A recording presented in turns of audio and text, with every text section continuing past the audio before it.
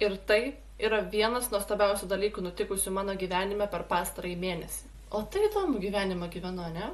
Labas vakaras, gerbėmiai mano videoblogo žiūrovai, čia ir vėl aš Juiva ir šiandien aš jums noriu papasakoti apie štai šį stebuklą, kuris kuo toliau, tuo labiau mane džiugina kasdieninėme gyvenime.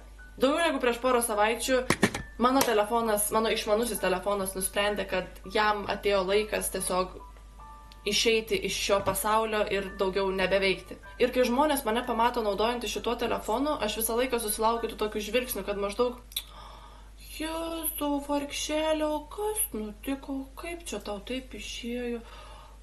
Tau reikia gal kokios pagalbos, gal dar kažko tai. Ir po tų žvilgsnių toks jausmas, kad tiesiog sergi kažkokia mirtina, nepagydoma liga, kad tu mirsi nuo jos kitą savaitę jau, arba aš nežinau, tau nutiko pats baisiausias įmanomas dalykas visoje planetoje. Bet kuo toliau, tuo labiau aš išvelgiu vien tik tai pliusus šitam nuostabiam aparate. Tai yra, aš nežinau, tai yra nuostabus dalykas tiesiog. Arba aš tiesiog save bandau tai paguosti, nes neturiu išmaniojo telefono šiuo momentu. Kas irgi yra variantas. Pirmas ir vienas iš didžiausių pliusų, kurį aš išvelgiau šitam telefone, tai yra tas, kad jis tiesiog neleidžia jums švaistyti jūsų laiko. Didžiąją laiko dalį, kurią aš išnaudodavau scrollindama įvairiausias socialinės medijas, dabar aš išnaudoju įvairiausiam naudingiam dalykam. Aš ir anksčiau važinėdama įvairiausių viešojų transportų bandžiau save priversti skaityti knygas ir panašiai, net ir kai turėjau išmanųjį telefoną ir man tai visai gerai sekės, bet dabar aš tiesiog neturiu visiškai kito pasirinkimo, nes arba galiu 40 minučių žiūrėti į vaizdus, kuriuos jau mačiau kokį milijoną kartų, arba galiu skaityti knygą.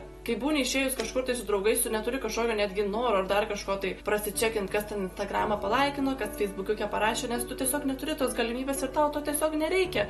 Ir tu tada tiesiog naudojasi akimirką, tu džiaugiesi akimirką, kur yra čia ir dabar, o tu negyveni kažkur tai socialiniam savo tinkle, susilindęs ir neskrolini žmonių kitam pasaulio gale, ten nuotraukų ir panašiai. Ir šalia šito pagrindinio vieno didelio pliuso yra dar begalė tiesiog mažų pliusiukų, kuriuos aš atrandu tiesiog kiekvieną dieną ir kurie mane džiugina šitam aparate.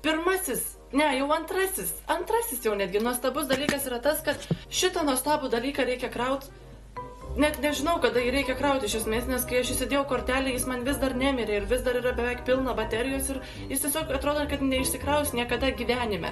Na prasme, jeigu kažkada tiesiog dingtų elektra visam pasaulyje, atrodo, kad šitie būtent aparačiukai tiesiog išsaugotų visą planetą, visą žmoniją, nes šitas aparatas tiesiog yra kaip vienas didelis powerbankas, kuris, aš nežinau, iš jo energijos turbūt būtų galima aprūpinti visą miestą, šalį gal net, metam laiko turbūt. Jis tiesiog nemiršta, man atrodo, kaip jį nusiperki, tai realiai ir pakrovėjo net gali nepridėti, nes jis tiesiog neišsikraus niekada. Ir kuo toliau, tuo daugiau randu įvairiausių nuostabių funkcijų šitam telefone. Pavyzdžiui, funkcija žibinto šviesa. Čia, kaip matot, nėra jokio žibinto, visiškai nieko, bet šita funkcija yra mano viena mylimiausių, kadangi įsijungi žibinto šviesą ir turime juodą ekraną tiesiog. Apšvietimas išjungtas.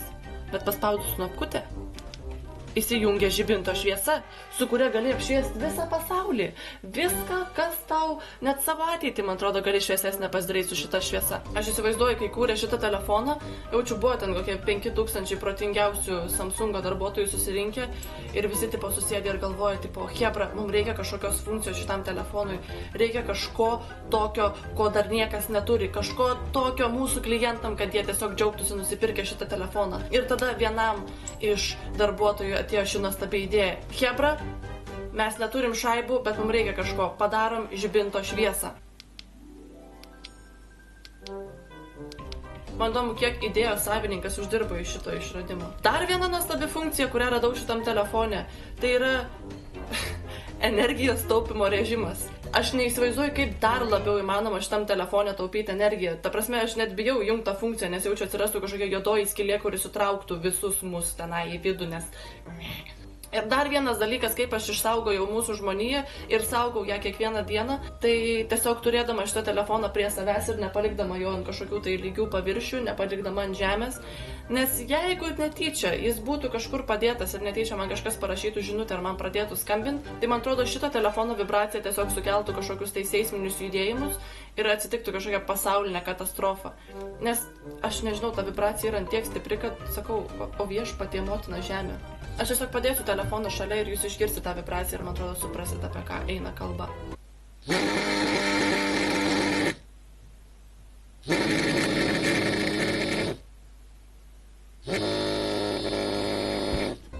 Aš galiu jį netgi padėti tolimiausiam kambario kampe ant stalo ir kai jis pradės vibruoti, jūs vis tiek jausitės, tarsi būtumėt pačiam didžiausiam žemės drebėjime. Net išsigandau. Ir apskritai šitas telefonas, man atrodo, yra pats nuostabiausias pick-up linas planetoj.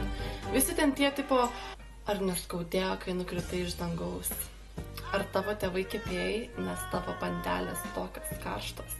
Visi šitie pick-up linai nublanksta, nes tu nežinai, ar tau pavyks su jais iš tikrųjų užmegzti pokalbį, o šitas telefonas yra pats didžiausias ir geriausias pick-up linas, nes tau net nereikia nieko sakyti, užtenka jį parodyti ir patys žmonės nori su tavim šnekėtis ir domisi tavim, kas tau nutiko, domisi tavo istorija, domisi tavim ir tai yra tikrai labai nuostabus dalykas, nes tu neturi tiesiog jaudintis, kaip su kažkuo reikia pradėti pokalbį ir apskritai aš turėdama šitą telefoną jaučiuosi beprotiškai nežmoniškai saugi, nes ne tik, kad jį galiu panaudoti kaip kažkokį tai ginklą šaltąjį. Dar vienas saugumo dalykas yra tas, kad tu vidury miesto, vidury nakties gali eiti ir jeigu tave kažkas norėtų apvogti, tai nemanau, kad norėtų, nes tu ištrauktum šitą telefoną ir vagis turbūt pats dar tau pasiūlytų, tipo, gal net pinigų ir parveš namo, nes, tipo, vėl susilauktum to žvilgsnio, kad, tipo, kas tu vargšelio, kas nutiko, kaip čia tau taip išėjo. Na, bet šalia visų šitų kvailų ir juokingų funkcijų, man atrodo, pagrindinis dalykas, ką man šitas telefonas leido vėl iš naujo patirti, suprasti ir ko siekti, tai tiesiog